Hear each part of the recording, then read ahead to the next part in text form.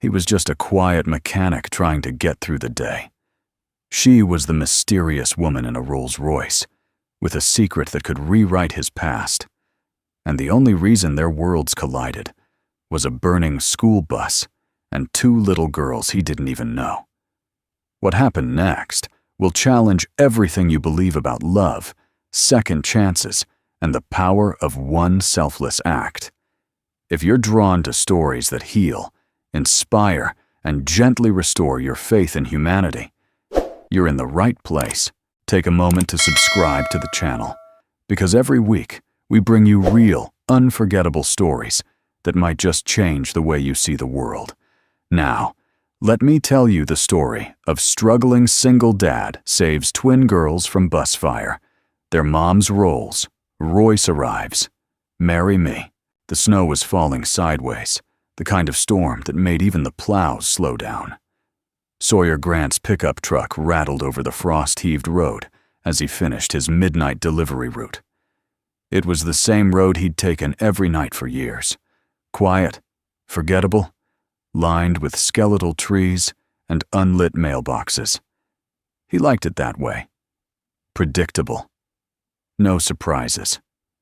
That night, just before the bend near the old Birch Hollow Church, the world changed. Sawyer saw the glow before he understood what it was. Orange and violent against the blue-black night. At first, he thought it might be a house fire, until he rounded the curve and saw it. A yellow school bus, tipped at an angle, smoke curling from shattered windows. His tires skidded to a stop. The truck barely made it to the ditch before he jumped out, heart pounding. He didn't think. His training, years buried under grief and routine, kicked in like it had never left. He sprinted toward the wreck. The front of the bus was crumpled against a guardrail, half hanging over the frozen creek below. Flames licked from the back end. The air reeked of diesel and burning plastic. "Hello, anyone inside?" he shouted. A tiny voice, then another, high-pitched, crying. Sawyer didn't hesitate. He smashed through the emergency door with his elbow, teeth gritted against the heat and smoke. Inside, it was chaos. Seats twisted, windows blown out. Shards of glass and melted foam scattered like confetti from a nightmare. He found them huddled between two bench seats, twin girls, no older than 7. One clutched a teddy bear so tightly, he thought her knuckles might snap. The other had a gash on her forehead, blood mixing with soot. Their eyes were wide with terror. "We're gonna get out," he said firmly. "You hear me? You're safe now." They didn't speak, but they didn't resist when he lifted one under each arm and backed out the door. Just as his boots hit the icy ground, a burst of flame shot through the center aisle of the bus. The fire roared behind him, bright and hungry. He ran. They made it to the road's edge. He laid the girls gently on the snow and peeled off his jacket to cover their shivering bodies. One began to sob. The other whispered, "Is my sister okay?" "She's breathing," Sawyer said, brushing ash from her hair. "She's gonna be okay. You both are." Sirens in the distance now. Finally. Red and blue light strobed through the trees like salvation. When the paramedics arrived, Sawyer backed away, letting the professionals do their job. He watched silently as they loaded the girls into the ambulance. His hands were blistered, his forearm cut from where glass had torn through his sleeve, but he felt no pain. Not yet. "Sir, are you the driver?" a sheriff's deputy asked. Sawyer shook his head. "No, He couldn't finish the sentence. "You saved their lives," the deputy said, stunned. Sawyer didn't answer. He simply turned, walked back to his truck, and drove home in silence. His trailer was cold, the kind of cold that crept into your bones and reminded you how little insulation you had, literal and otherwise. He peeled off the burnt flannel shirt, ran water over his raw hands, and stood in front of the mirror. Smoke had left streaks on his cheeks. His eyes looked older than 40. He tried to sleep. Couldn't. Every time he closed his eyes, he saw flames. heard small voices crying. He didn't tell anyone. Not his boss. Not his neighbor June. He didn't want to be on the news. Didn't want a medal or a handshake. He hadn't done it for glory. He didn't even know why he'd done it, only that he couldn't not. But the town knew. By sunrise, someone had posted a cell phone video of him running from the flames. By lunch, it had gone viral. The headline read, "Unknown Hero Rescues Twin Girls from Burning Bus." Still, Sawyer said nothing. He ignored the knocks on his door, let the phone ring. He fed his dog, fixed a broken pipe under the sink, and did what he'd done for years. Kept moving forward, until the next morning. It was quiet, as always, when he stepped out to shovel the front steps. That's when he saw it. A car. No, not just a car. A Rolls-Royce, silver, sleek and wildly out of place in front of his sagging porch. It idled in the snow, exhaust swirling like breath. The back door opened slowly. A woman stepped out. She wore a navy wool coat, her gloves leather, her hair pinned in a clean, graceful twist. Her eyes were tired, but burning with something he couldn't name. "Mr. Grant?" she asked. He nodded. "I believe you saved my daughters." Sawyer's mouth opened slightly, but no sound came. She stepped closer. Her voice softened. "They told me you had kind eyes," she said. They were right. Sawyer looked at her then. Really looked. And though it had been years, he knew her name before she said it. Delaney, the widow, his brother's wife. For a long moment, neither of them moved. Snow drifted gently between them, softening the lines of the morning, but doing nothing to thaw the tension in the air. The world had gone silent, as if even the wind was holding its breath. Sawyer blinked, the weight of recognition crashing through him like a wave breaking on stone. "Delaney," he said at last, his voice rough from smoke, sleep, and something deeper. Something buried in the attic of memory. She gave a slow nod. "It's been a long time. 10 years. Maybe more. Long enough for old wounds to scab over, but not long enough for them to disappear." He cleared his throat, feeling the sharp sting of the cold air against his raw skin. "What are you doing here?" Delaney looked down at the snow for a beat before raising her eyes again. They were the same soft gray he remembered, but heavier now, like they'd been carrying too many storms. "I came to thank you," she said simply, "and to look you in the eye. You don't owe me anything." "I disagree." Her voice wasn't sharp. It was careful, deliberate, as if she were trying not to spill something fragile between them. She stepped forward, her heels crunching into the snow, and reached into her coat pocket. From it, she pulled a folded newspaper, already creased and worn at the edges. He didn't have to read it.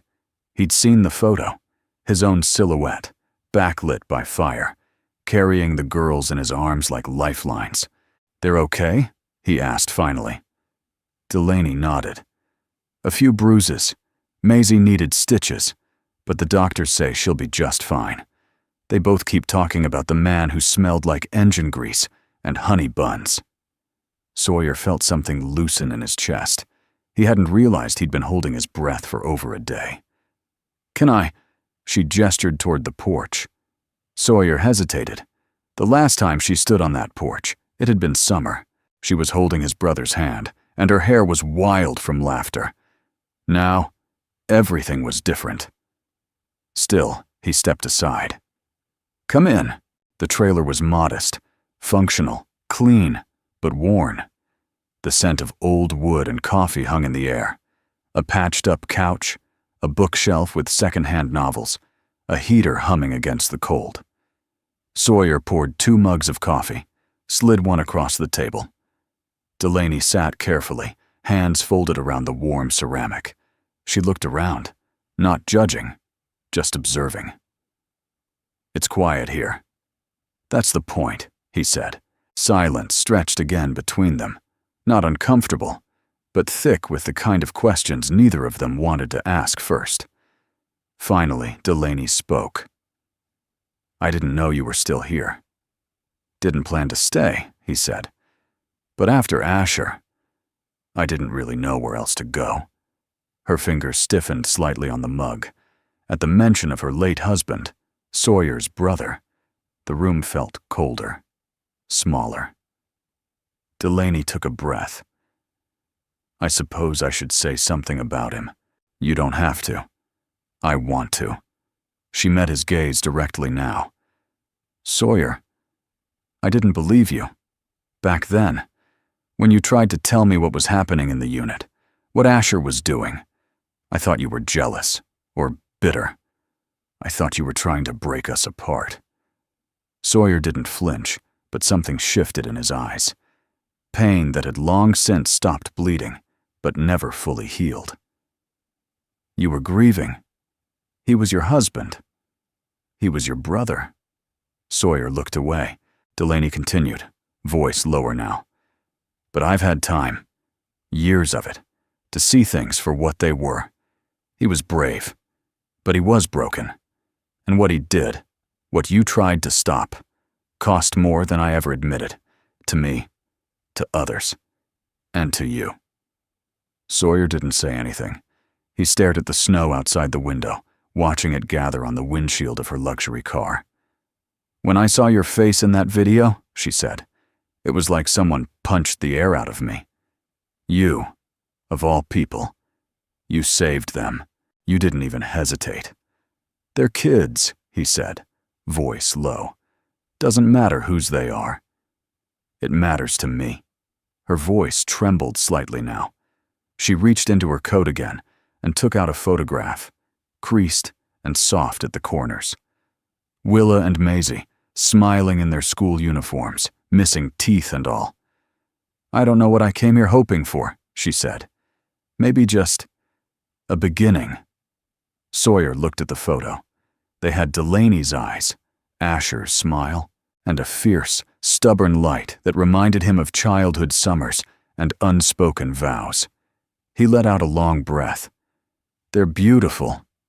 Delaney smiled, and for a moment, it softened the years between them. "You always were the better man," she said, not as flattery, but as a quiet truth that had taken her too long to see. He shook his head. "Not better. Just still here." Outside, the wind had picked up, brushing snowflakes against the windows like whispers. Delaney stood, finished her coffee, and walked to the door. She turned, hesitant. "They've been asking about you. Willa wants to know if the man with the fire hands will come visit." Sawyer raised an eyebrow. "Fire hands? She thinks you're some kind of superhero." He almost smiled. Almost. Delaney stepped closer. Her voice was gentle, but resolute. "You don't have to say yes, but if you want, come see them. Tomorrow. Or the next day. No pressure, just come." He didn't answer right away, but as she turned to leave, he said softly, "I'll think about it." She paused on the steps, looking back over her shoulder. "I hope you do." Then she walked through the snow, her coat billowing like a sail, and disappeared into the gleam of the waiting Rolls-Royce. The next morning, Sawyer sat at the edge of his worn-out recliner, hands wrapped around a chipped coffee mug that had lost its handle years ago. The room was quiet except for the ticking clock above the stove and the occasional crackle from the old space heater that did its best to keep the chill out of the air. He hadn't slept much. Every time he closed his eyes, he saw Delaney, not the girl from his memories, the young woman with the wind in her hair and laughter in her voice, but the woman she was now, composed, guarded, grateful, but haunted. And when he thought of the girls, Willa and Maisie, his heart twisted in a way he hadn't let it in years. He hadn't been around children since he lost touch with Asher. That part of life felt like another country, one he'd visited briefly and never dared return to. Until now. By mid-morning, he found himself back in his truck, fingers drumming the steering wheel. He had no destination in mind. He told himself he was just clearing his head. Letting the tires roll helped him think. But he passed the elementary school anyway. He slowed, eyes scanning the snow-covered playground, where two tiny figures in puffy coats were building a crooked snowman under the supervision of a teacher. He didn't know if it was them, couldn't be sure from the distance, but the sight brought a warmth and an ache that left him momentarily breathless. He drove on. That night, June showed up at his door with a casserole and a look that meant business. She was a widow in her 70s, with a silver braid and a sharp tongue, softened only by the kindness behind her eyes. She lived 2 trailers down and had been mothering Sawyer in small ways ever since he moved in. "I saw that car yesterday," she said, handing him the warm dish and walking in like she owned the place. "Not every day you see a Rolls Royce in our neighborhood." Sawyer smirked. She was just saying thank you. Is that what they call it now? June raised an eyebrow and popped the lid off the casserole. "This has turkey and good intentions. You need both." Sawyer leaned on the counter. "She's Asher's widow." June's hand stilled. "Delaney Rhodes?" He nodded. "Well, I'll be." June crossed her arms. She was the one everyone used to talk about. Said she disappeared after his death. She didn't disappear. She just stopped performing for people who never really cared. The words left his mouth before he could catch them. June looked at him sharply. "That sound like something personal?" Sawyer sighed, dragging a hand down his face. "We used to be close. Before everything. Before he..." He stopped, the words lodged in his throat like gravel. "You tried to do the right thing," June said gently. "I remember. You reported him. People didn't want to believe you." "Delaney didn't believe me," Sawyer said. "She thought I was trying to ruin him." "Was she wrong?" June asked, not unkindly. "No, she was right. To want to protect the man she loved. I would have done the same." He looked away. "But it still broke something." June came over and laid a hand on his arm. "Not everything that's broken is lost, Sawyer." He didn't answer, but he held her words long after she left. 2 days passed before he saw the girls again. He didn't mean to go to their house, not really. But something in him, some quiet pull, had grown stronger. So he followed it, driving toward the Rhodes estate on the edge of town. The house was nothing like his. Grand, white-columned, wrapped in wide porches and crowned with intricate window trim. But it wasn't cold or sterile. There were bikes on the lawn, chalk drawings on the driveway. Someone had hung a string of snowflake lights along the eaves. He stood at the gate for a long moment, unsure. Then the door opened. Willa burst out first, coat flapping, arms waving. "He's here! The Firehands man is here!" Maisie followed, slower, more shy, but her eyes were just as bright. Delaney stepped onto the porch behind them, scarf wrapped loosely around her neck, face flushed from the wind. She didn't say anything at first, just waited. Sawyer opened the gate. The girls ran up and grabbed him by the hands. "Mom said we could show you our room, and our fish, and our snow globe collection." He looked at Delaney, a question in his eyes. She gave a small nod. "They've been asking every day." Inside, the house smelled like cinnamon and pine. A fire crackled in the hearth. The girls pulled him through rooms filled with laughter and crayons and half-finished puzzles. He let them lead, let himself smile. Later, while the girls watched cartoons curled up on the rug, Delaney poured them both tea and joined him at the kitchen table. "I wasn't sure you'd come," she said quietly. "Neither was I," Sawyer replied. She looked down at her cup. "They talk about you like you're a hero." "I'm not." "They think you are." She paused. "So do I." Sawyer exhaled, the tension in his shoulders easing slightly. "I didn't do it to prove anything." "I know. That's what makes it mean more." They sat in silence for a while. Outside, the snow began to fall again, soft and slow. Sawyer watched the flakes drift past the window. Finally, Delaney broke the quiet. "I need to ask you something." He turned to her. "Do you still hate him?" she asked. It wasn't an accusation. It was a plea, a fear, a hope. Sawyer thought for a long moment. "No," he said at last, "but I don't forgive him either. Not yet." She nodded, eyes glassy but steady. "Me neither." And in that shared confession, something between them began to thaw. The next time he came, he brought peanut butter cookies. It was an awkward gesture, one Sawyer second-guessed 5 times on the way over, but June had insisted. No man with calloused hands and a jar of peanut butter ever went wrong with children, she'd said, placing the warm Tupperware container in his arms like it was sacred scripture. Delaney opened the door this time with a softness in her eyes he hadn't seen before. "You brought backup," she smiled, glancing at the cookies. Sawyer shrugged, shifting on his feet. "Figured I owed you something for the tea. The girls will think it's Christmas morning." They weren't wrong.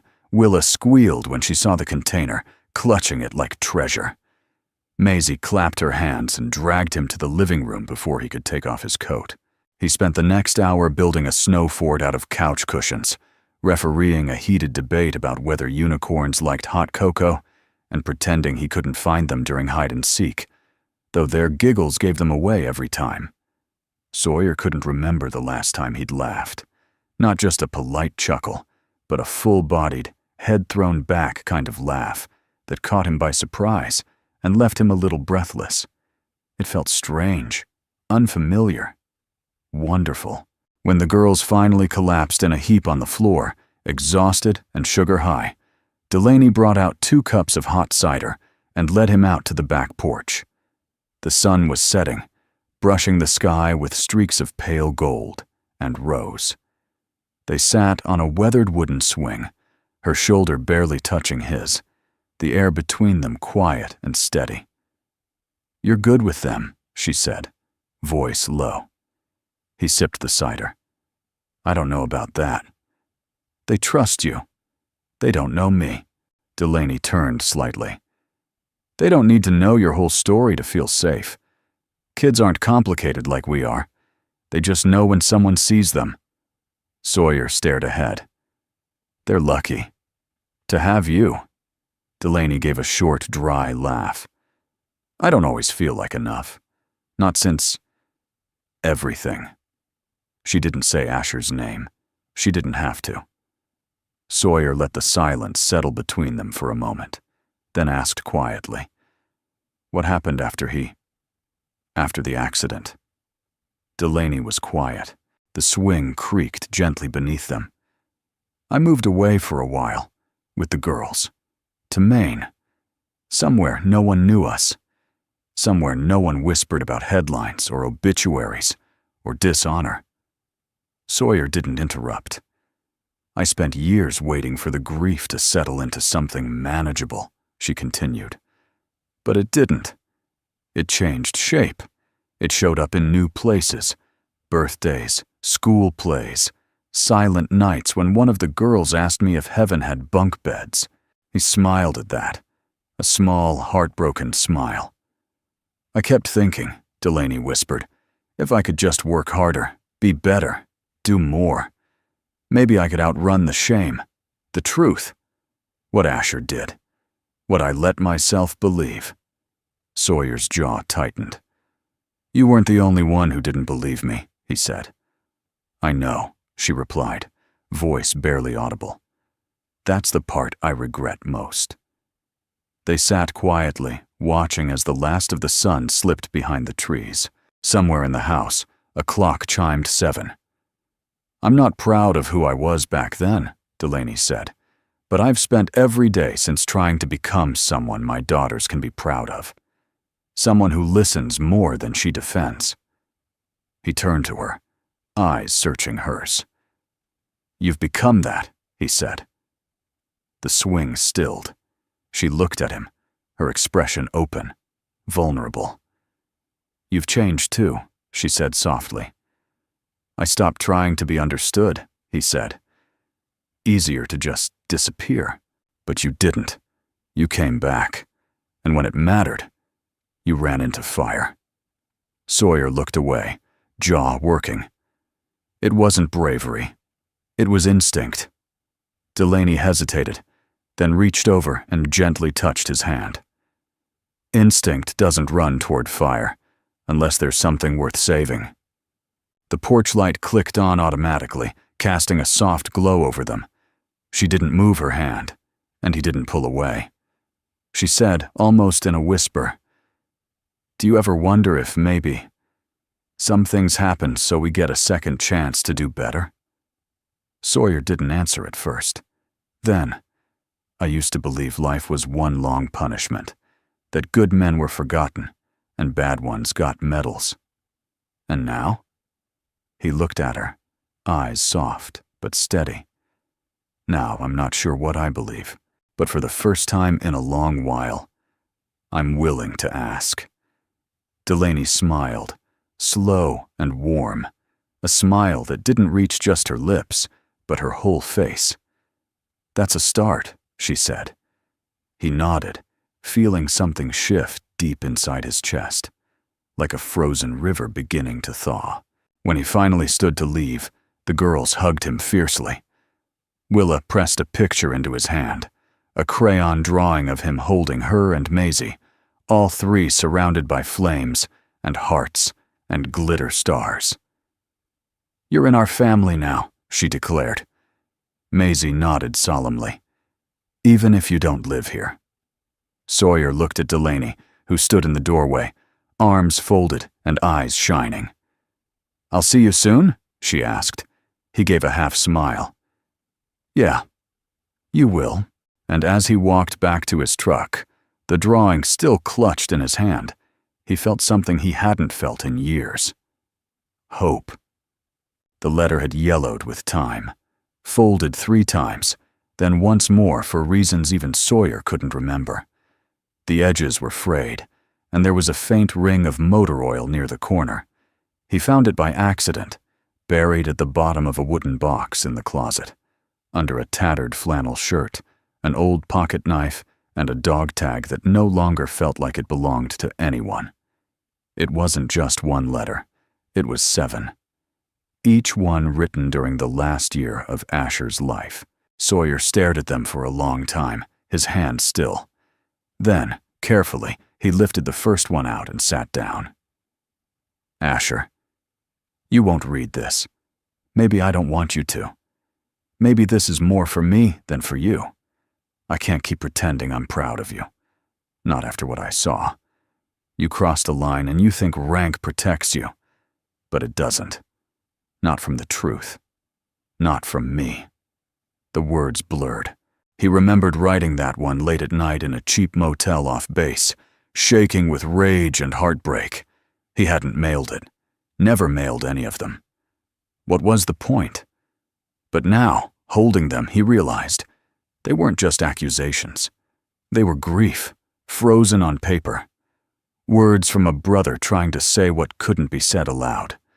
Words from a man who needed someone to believe him. Someone like Delaney. She arrived later that afternoon. Not in the Rolls this time. She came in a small gray SUV, hair pulled back in a ponytail, her coat dusted with snow. No makeup. No guards up. She looked tired in a way that made her seem more real than ever before. "I was running errands," she said with a small shrug. "Thought I'd stop by. I brought soup." Sawyer opened the door without a word and let her in. They sat across from each other at the kitchen table, steam rising from the container between them. Neither spoke for a while. The quiet wasn't uncomfortable, just full. He slid the stack of letters across the table. Delaney blinked. "What's this?" "I wrote them," he said. "To Asher. After everything went bad. When no one would listen. When you wouldn't." Her face paled slightly, but she reached for the top one without hesitation. "May I?" He nodded. She unfolded it slowly, like something sacred. As she read, her lips pressed into a thin line. Her eyes grew glassy. She read the first, then the second. Her hand shook slightly on the third. When she reached the fourth, she stopped, lowering the page. You tried. I did. I should have listened. You couldn't. She looked up. I wanted to believe he was good, that we were good. I know. Delaney exhaled a long, shuddering breath. He wasn't all bad, you know. There were days he was kind. He made the girls laugh until they hiccuped.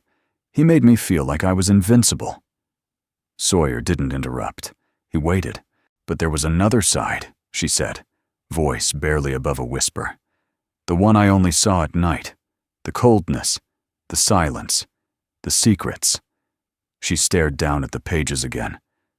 I think part of me always knew, but I didn't want to lose the dream. Sawyer nodded. Dreams are hard to bury. They sat in silence for several long minutes, the kind where things settle without needing to be said. Then Delaney gathered the letters gently and said, May I keep these, just for now? They're yours. She looked at him, something vulnerable breaking through. Why now? Why show me? Because you're not running anymore, Sawyer said. And neither am I.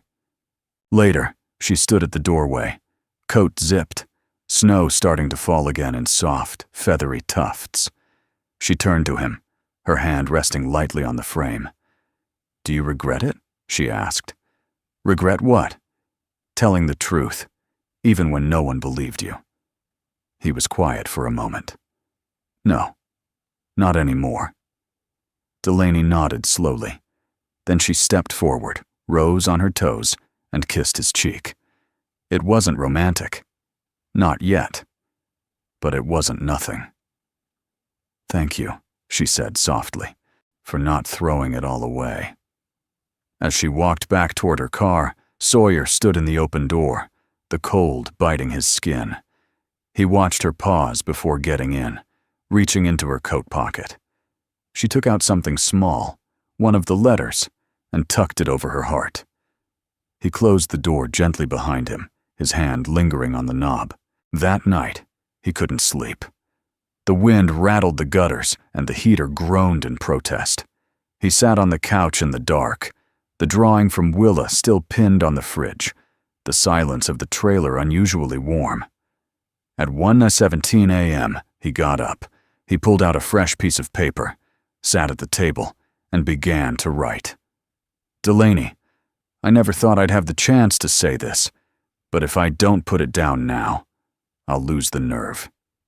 He didn't finish it that night, but the act of starting was enough. The town of Millstone hadn't made the front page of anything in years. Nestled between tired hills and faded billboards, it was the kind of place that ran on Friday night football, church potlucks, and a loyalty to the way things used to be. But this week, something had shifted. At the diner, folks whispered over pancakes. At the gas station, someone pinned a photo to the corkboard. Sawyer, silhouetted against the burning school bus, carrying two small girls in his arms. The caption below it, written in pen. Not all heroes wear uniforms anymore. It was June who told him about the town meeting.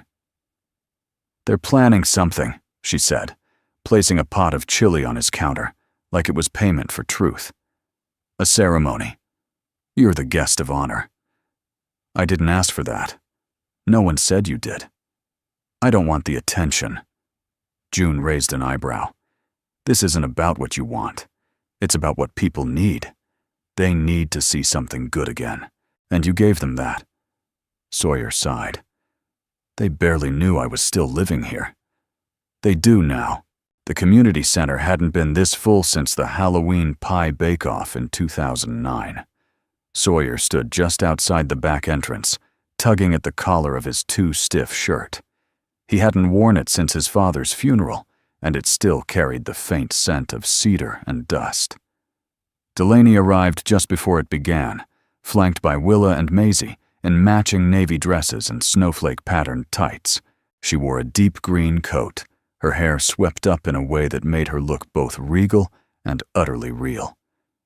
"You came," she said gently. "I almost didn't."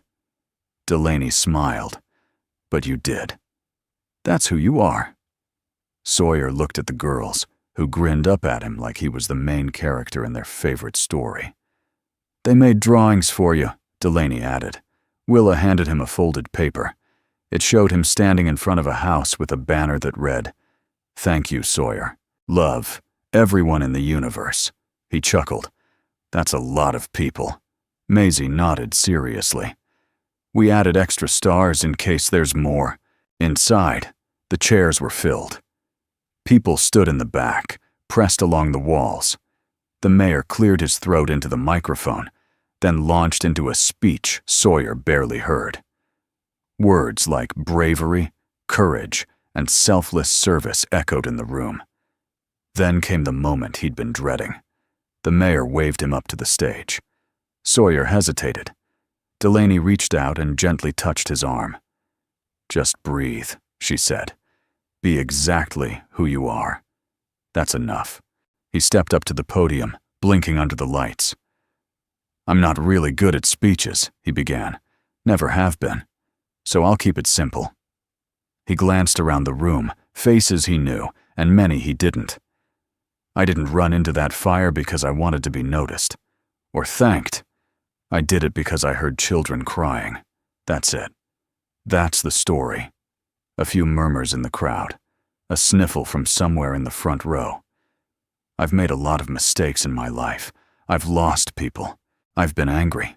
I've felt invisible. But in that moment, none of that mattered. All that mattered was 2 little girls who deserved to live." He paused. "And maybe what I've learned, what we've all learned, is that sometimes you don't need a perfect past to do something good.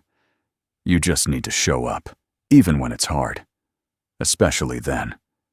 There was silence. Then, slowly, a rising wave of applause, soft at first, then louder, then standing. The kind of applause that doesn't cheer noise, but honors something deeper. Something sacred. Sawyer stepped back, cheeks burning. Delaney met him at the steps. Her eyes shimmered. She whispered, "You gave them back their hope. And me too." After the ceremony, people lined up to shake his hand. Some he barely remembered. Others he thought had forgotten him. But one by one, they came. A firefighter who had once ignored his call for help when he reported Asher's misconduct. A former classmate who once said he'd never amount to anything. A teacher who once told him, "Some kids are better off invisible." All of them stood in front of him now, remorse and respect mingling in their expressions. He didn't hold grudges. He shook every hand. Outside, snow fell again, slow and quiet, like a benediction. Sawyer helped Delaney buckle the girls into the back seat. Willa insisted on one last hug, her arms around his waist, her face pressed into his jacket. "I'm gonna draw you in a superhero cape next time," she said. Sawyer smiled. "Only if it's plaid." Maisie leaned over. "Do you want to come to our Christmas play?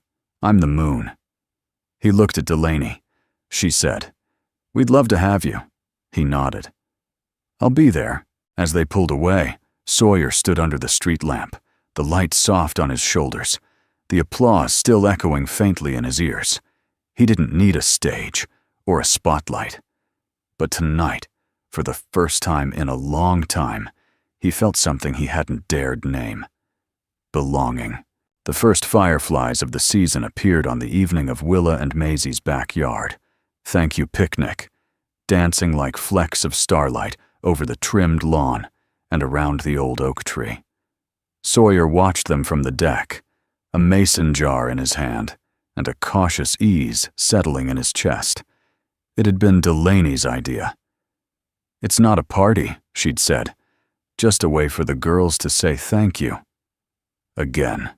But the string lights overhead, the checkered blanket spread with sandwiches and pie, and the handwritten welcome sign, complete with glitter glue and very aggressive exclamation points, said otherwise.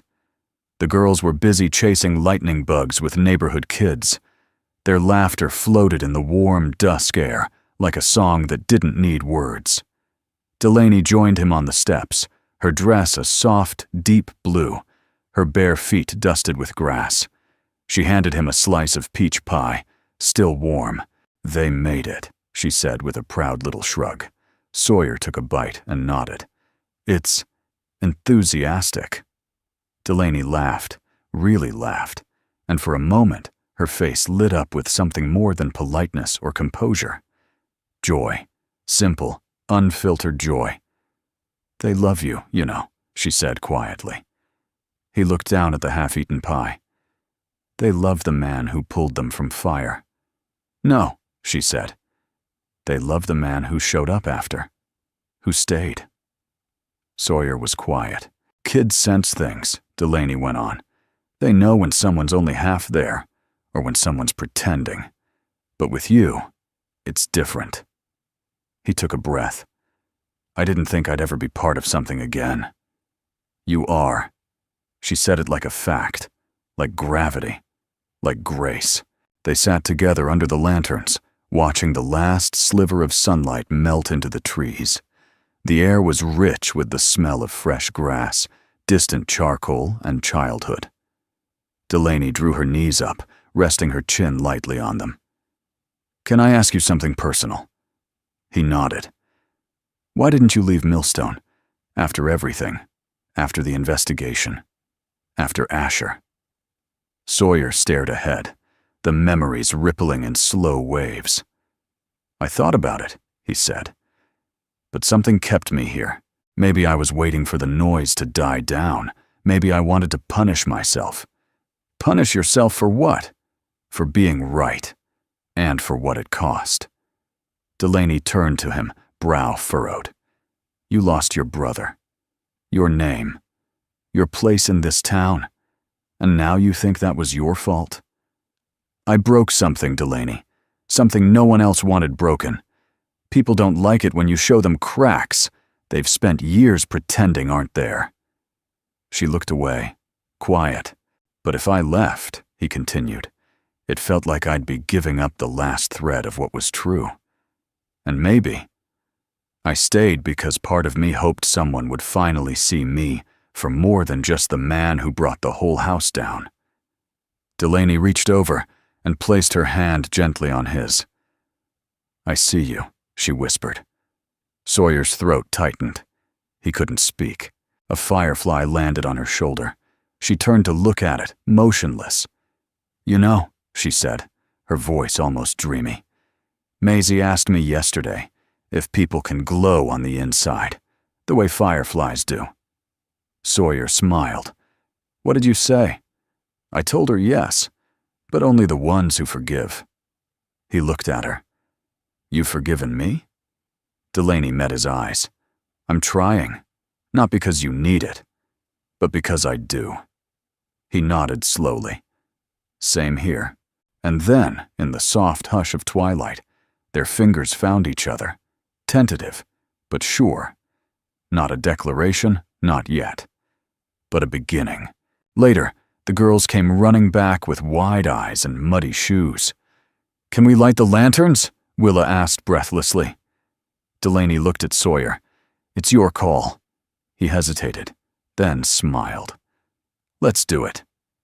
They gathered in the yard, Sawyer holding the base of the small paper lantern as Maisie lit the match with a ceremonial seriousness that made Delaney laugh. One by one, the lanterns lifted into the sky, flickering like tiny suns against the velvet night. The children squealed, the adults clapped, but Sawyer just watched them rise, each one a quiet prayer, each one a piece of the past set gently free. Beside him, Delaney whispered, "I think they believe your magic now." He smiled. "Just don't tell them I can't fix a leaky sink without swearing."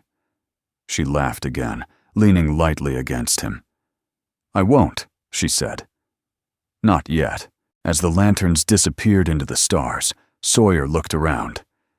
This wasn't the life he'd imagined. It wasn't the one he thought he deserved. It was better. Because it was real.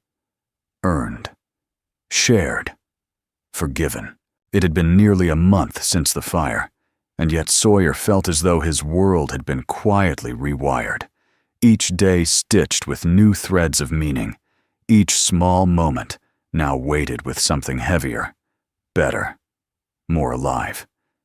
He still drove his route, still lived in the same trailer, still drank coffee from the chipped mug. But now there were 2 drawings on his fridge instead of 1. A snow globe on his kitchen shelf, Maisie's gift, and Delaney's laughter in his ears more often than the static of the radio. Which is why, when she asked him to come with her to Sunday dinner at her mother's house, he froze. "She asked to meet you," Delaney said, smoothing out the edge of her cardigan, her voice quiet. "Careful." "Why?" he asked reflexively. "Because she's curious," she said. Then, after a pause, "And because she never thought she'd see me smile again." Sawyer had faced fire, faced judgment, faced his own brother, but the idea of sitting across from Delaney's mother, who once saw him as the man who drove her daughter into grief, made his hands sweat. Still, he said yes, not because he wasn't afraid, but because he was ready to stop letting fear decide for him. The Rhodes estate was grand in the way old Southern homes were, wide porches, tall shutters, trees older than the streetlights. It bore no signs of Delaney's softer, simpler tastes. This was her mother's kingdom, stately, pristine, restrained. He wore his cleanest flannel, the one June had ironed for him without asking. His boots were polished, his beard trimmed. When Delaney opened the front door, she smiled in quiet approval and slid her hand into his without a word. Inside, the air smelled of rosemary chicken and furniture wax. A golden retriever padded softly through the hall.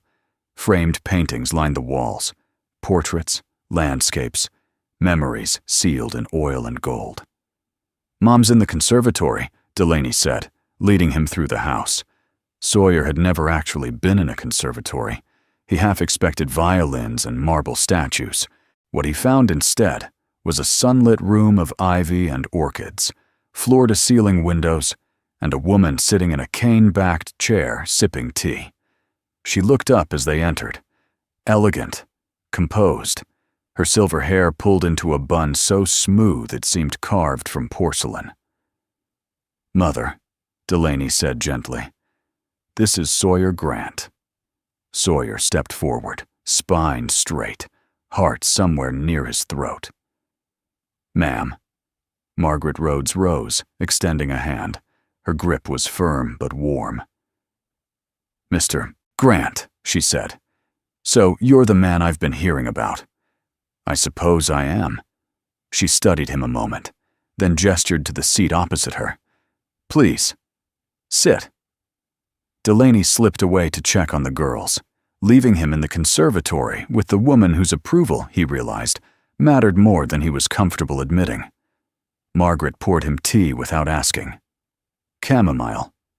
No sugar. "I must confess," she said, "when Delaney first told me about you, I was skeptical, not because of what happened, but because of how it all ended.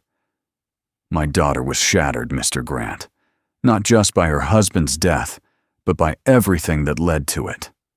Sawyer nodded. "I know." "She believed in your brother," Margaret continued. "And when the truth came out, it wasn't just him she lost, it was the world she thought she understood. I never wanted to hurt her. But you did," she said, not cruelly, just honestly. "Still, she forgave you, and I trust her judgment, which is why I invited you here." Sawyer set down his cup.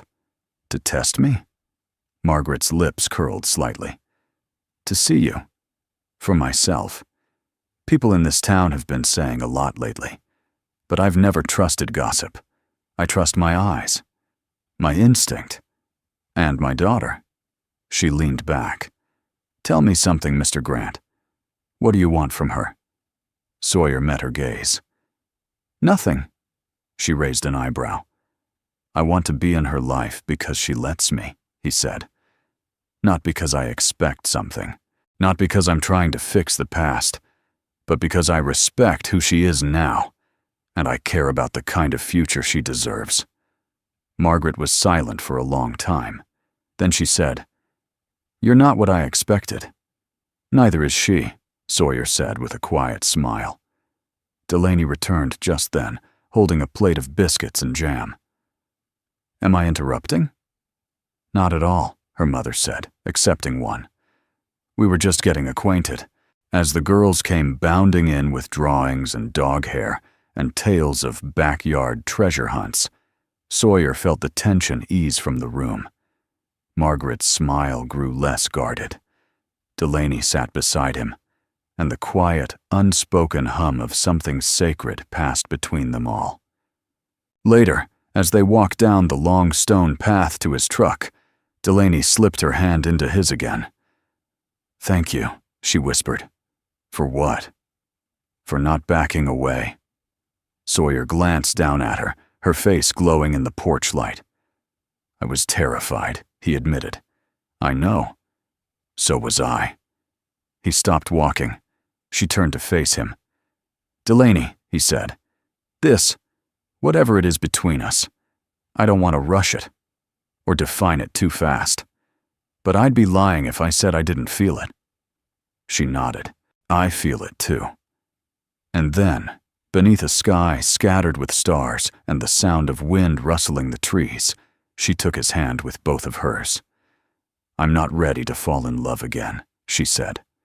Sawyer smiled. Neither am I. They stood in the stillness. But maybe, she added, I'm ready to stop running from the chance. He didn't speak. He didn't have to. His fingers wrapped around hers, and they walked on, together, into whatever might come next. Delaney had never liked the smell of smoke, not the earthy scent of autumn bonfires or the sweetness of wood stoves in winter. To her, smoke meant panic, sudden and sharp, etched into memory by the screams of twisted metal and the searing fear of losing her girls. But today, the smoke curling from the fire pit in her backyard smelled different. Today, it smelled like closure. She stood on the back porch of her home, wrapped in a soft gray shawl, watching the paper inside the flames curl and blacken. A few feet away, Sawyer sat in a lawn chair, quiet, respectful. He hadn't asked what she was burning. She hadn't offered to explain.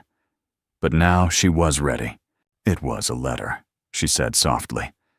From my mother. Sawyer glanced at her, waiting. She wrote it 2 years after Asher died. It was polite, loving even. But every sentence was soaked in implication. Delaney folded her arms tighter around herself. She wanted me to consider remarrying. Not for love, but for stability.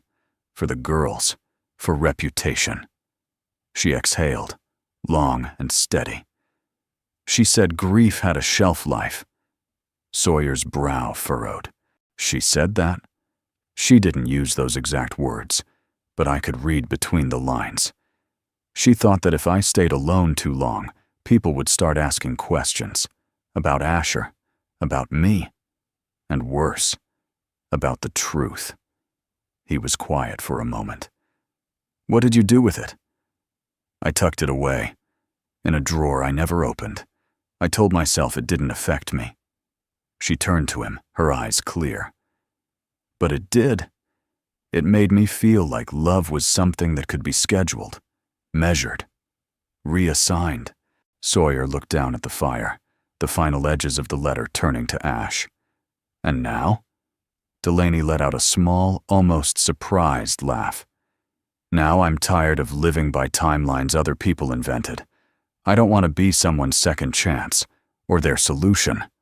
I want to choose. And you're choosing to burn the letter? No, she said, stepping closer to the fire pit.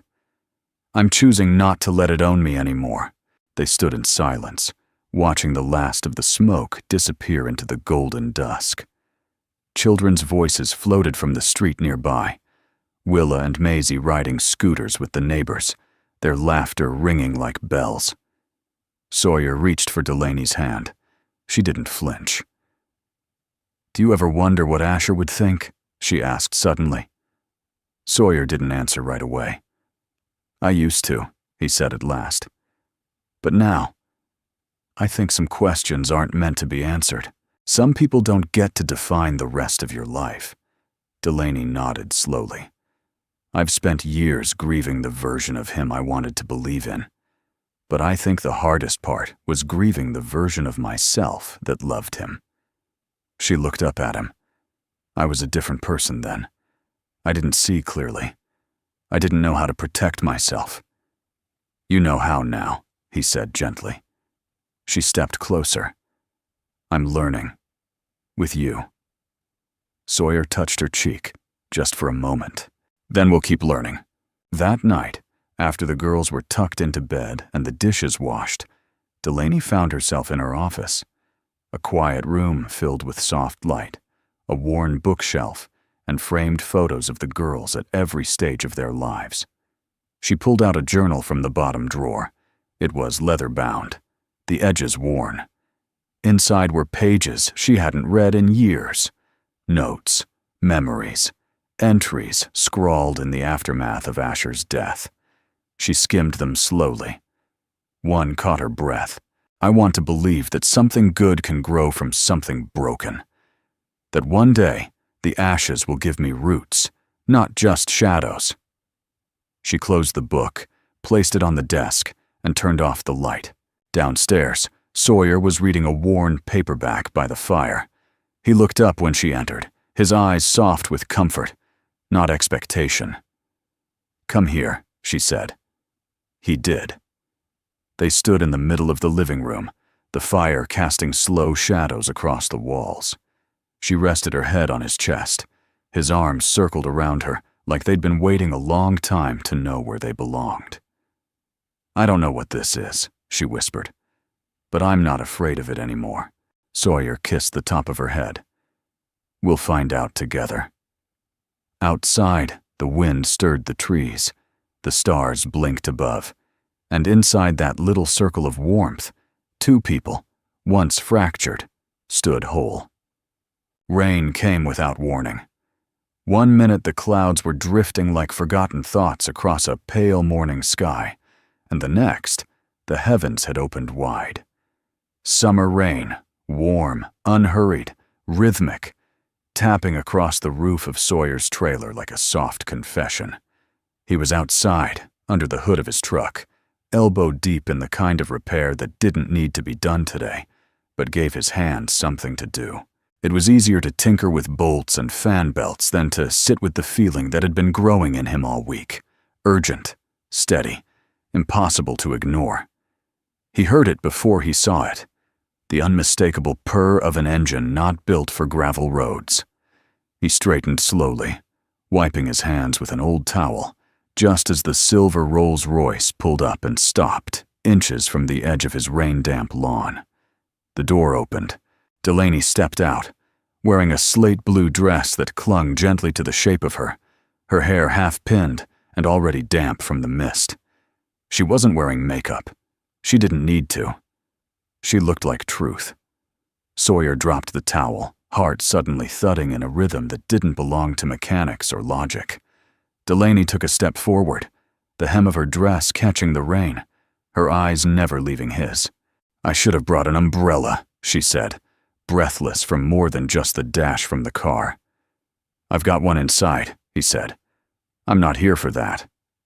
Sawyer swallowed hard, unsure what to say.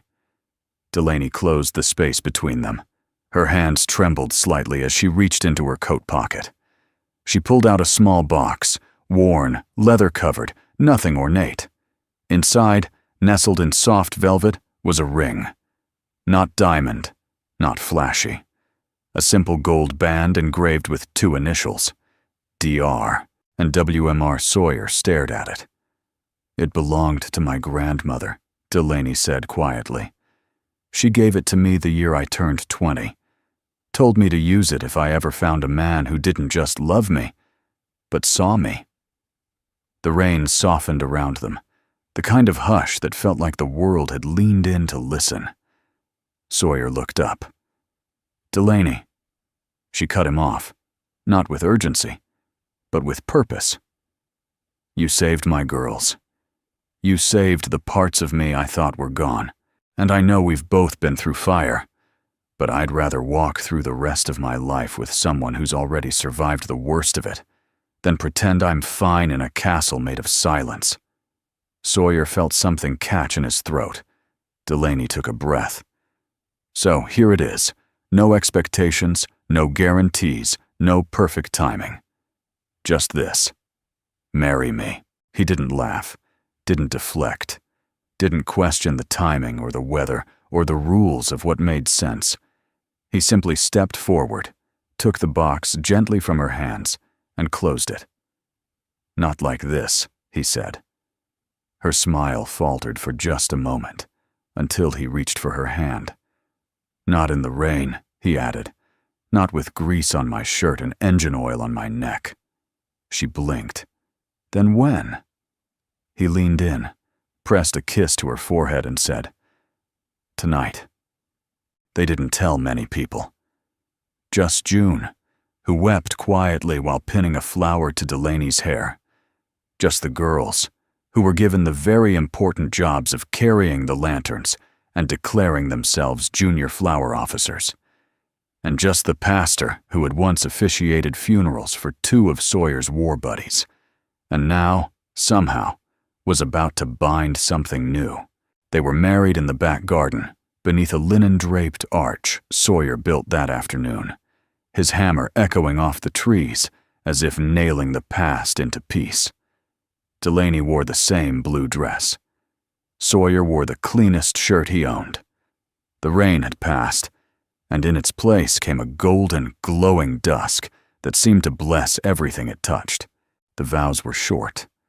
Sawyer looked into Delaney's eyes and said, "I thought love was for people who hadn't seen too much, but I think maybe it's for those of us who have, and still choose it anyway." Delaney's voice wavered, but her hands were steady. "You didn't arrive on a white horse. You walked through fire, and that's the only kind of love I trust." Willa and Maisie cheered before the pastor could finish. June handed them mismatched rings wrapped in twine and threadbare tradition. They kissed under the string lights, and the stars blinked back their approval. Later that night, after the guests had gone and the lanterns flickered low, Sawyer and Delaney sat on the back porch in silence. "I'm not afraid anymore," she whispered, her head resting on his shoulder. "Me neither," he said. She reached down, took his hand, and slid the ring around his finger. "Still smells like engine oil," she teased. "Still tastes like peach pie," he replied. And they laughed, deep, whole, and full of the kind of light only forgiveness can make. Winter came late that year. Millstone was usually blanketed in snow by Thanksgiving, but this December arrived on tiptoe. Crisp mornings, gold-dusted afternoons, and skies so wide they looked like promises waiting to be kept. Sawyer stood at the edge of the school auditorium, his hands in the pockets of a worn corduroy coat.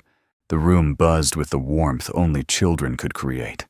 Tinny Christmas carols playing from a speaker, the scent of paper snowflakes and glue sticks, and proud parents filling rows of creaky wooden chairs. Willa and Maisie had invited him 3 times in 1 week. "You have to come," Willa insisted.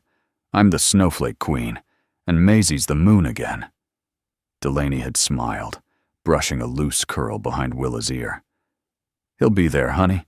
He never misses what matters." And he hadn't, not since the fire, not since the night she stood in the rain and asked him to choose them. The lights dimmed. Sawyer slid into a seat near the front, next to June, who wore a Christmas sweater with blinking LED reindeer and tears already forming in her eyes. "I cry at everything," she warned, "even spelling bees." The curtain opened, and there they were, Willa in a crown of paper icicles, Maisie glowing silver, spinning slowly in her moon costume. Sawyer's heart twisted and soared all at once. They danced. They recited. They laughed at the wrong times.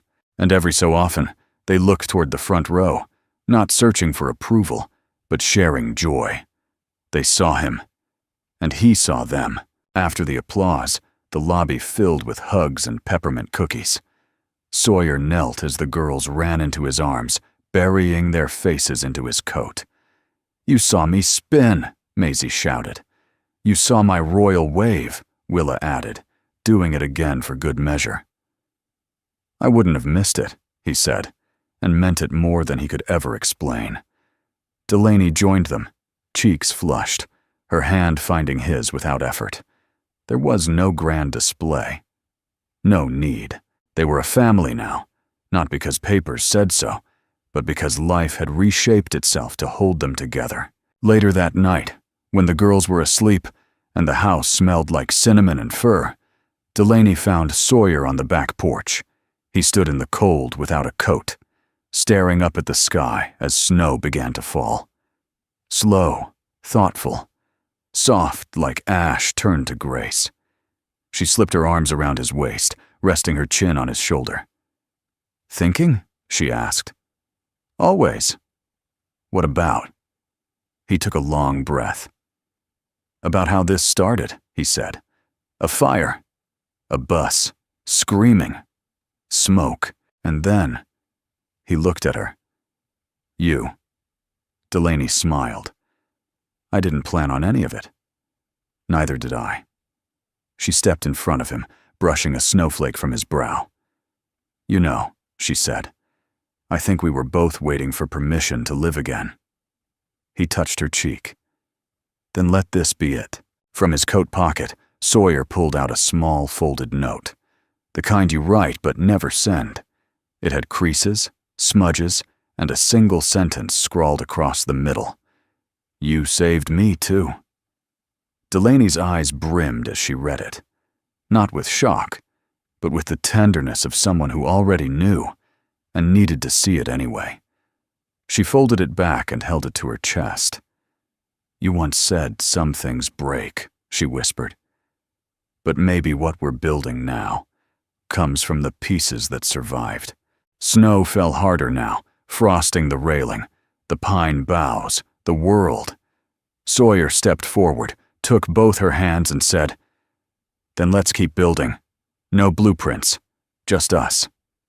Inside, the fireplace crackled. The girls stirred in their beds. The world went on. But something had changed. Not loudly, not suddenly, but deeply. In the quiet between heartbeats, between scars and second chances, something had been mended. Something had been made whole. A man who thought his life was over. A woman who thought love had betrayed her. Two little girls who believed in firemen and fairy tales, and somehow him. That Christmas, Sawyer gave Delaney a new journal, leather-bound, blank. Inside the front cover he wrote, "For the life we never planned, but wouldn't trade for anything." And beside that, in a child's messy handwriting, Willa had added, "P.S. You're the best snowflake queen ever. Love, your daughter." In the end, there was no parade, no news crew, no statue in the park. Just the quiet miracle of a man who stayed, a woman who healed, and a vow made not in front of crowds, but in the softness of shared breath and blinking fireflies and a porch lit by memory. They never needed perfect. They just needed each other. And that made all the difference. We'd love to know. Where are you watching from? It's always a joy to hear from folks around the country and around the world who found comfort in these simple, heartfelt stories. And if this one touched your heart today, if it made you smile, or remember someone you once loved, leave us a comment below. Your stories, your thoughts, your memories, they matter here. And if you haven't yet, we warmly invite you to subscribe to the channel. Each week, We share stories about kindness, redemption, and the quiet ways people change each other's lives, often when they least expect it. From all of us behind the scenes, thank you for watching and spending your time with us today. Until next time, take care of yourself and keep believing in the good.